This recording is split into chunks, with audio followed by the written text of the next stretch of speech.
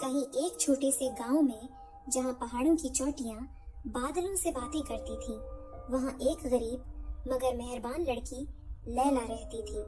इसके वालिदैन बचपन में ही दुनिया से रुखसत हो गए थे और अब वो अपनी बीमार दादी के साथ रहती थी। दादी बहुत कमजोर थी और चलने फिरने से कासिर थी, इसलिए लैला हर रोज सुबह सवेरे जागकर अपने हाथों से नरम और गर्म सुनहरी रोटियां पकाती और बाजार में बेचने चली जाती। लैला की रोटियां पूरे इलाके में मशहूर थीं, क्योंकि वो उन्हें सिर्फ आटे और पानी से नहीं बल्कि मोहब्बत और एक खुफिया नुस्खे से बनाती थी जो उसकी दादी ने उसे सिखाया था। यही वजह थी कि उसकी रोटियां आम रोटियों से ज्यादा खुशबूदार, नरम और लजीज होती थी। एक दिन जब सूरज पहाड़ों के पीछे छिपने वाला था, एक बूढ़ी भिखारिन लैला की दुकान पर आई। उसके कपड़े बुसैदा थे और वो कमजोरी से कांप रही थी। बेटी, क्या तुम्हारे पास मेरे लिए कुछ खाने को है? बूढ़ी ने कांपती हुई आवाज में कहा।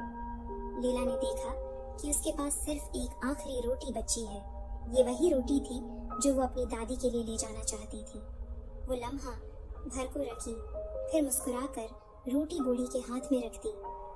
बूढ़ी भिखारिन ने रोटी को अपने लरजते हाथों में थामा और लैला को गौर से देखा।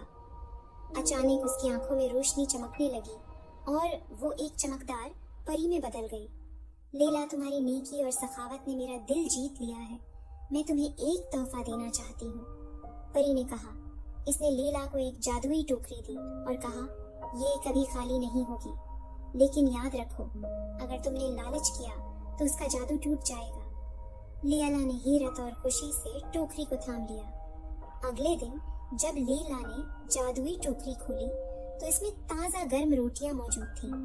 वो खुशी खुशी गांव के गरीबों में बांटने लगी। इसकी शहरत हर तरफ फैलने लगी, लेकिन गांव के बीकर बादशाह को ये बात पसंद न आई। वो एक खुदगर्ज और मगरूर आदमी था जो अपनी बिक्री में महंगी रोटियां बेचकर अमीर बनना चाहता था। उसने लैला की टोकरी के जादू का राज जानने की कोशिश की और जब उसे हकीकत मालूम हुई तो उसने उसे चराने का मंसूबा बनाया। लैला की एक बोलती हुई लोमड़ी थी जो नहायत ज़ेरक और वफादार थी। जब बीकर बादशाह ने चोरी की कोशिश की तो लोमड़ी ने उसका पीछा किया। लैला ने हिम्मत नहीं हारी और लोमड़ी के साथ बीकर बादशाह के ताक़ुब में निकल पड़ी। बीकर बादशाह ने जैसे ही जादुई टोकरी खोली, वो हैरान रह गया। अंदर बेशुमार रोटियां थीं। वो लालची हो गया और सब कुछ अपने लिए रखना चाहा। लेकिन जैसे ही उसने ये सोचा, अचानक टोकरी का जादू खत्म होने लगा और उसके अंदर से सड़ी हुई बासी रोटियां निकलने लगी।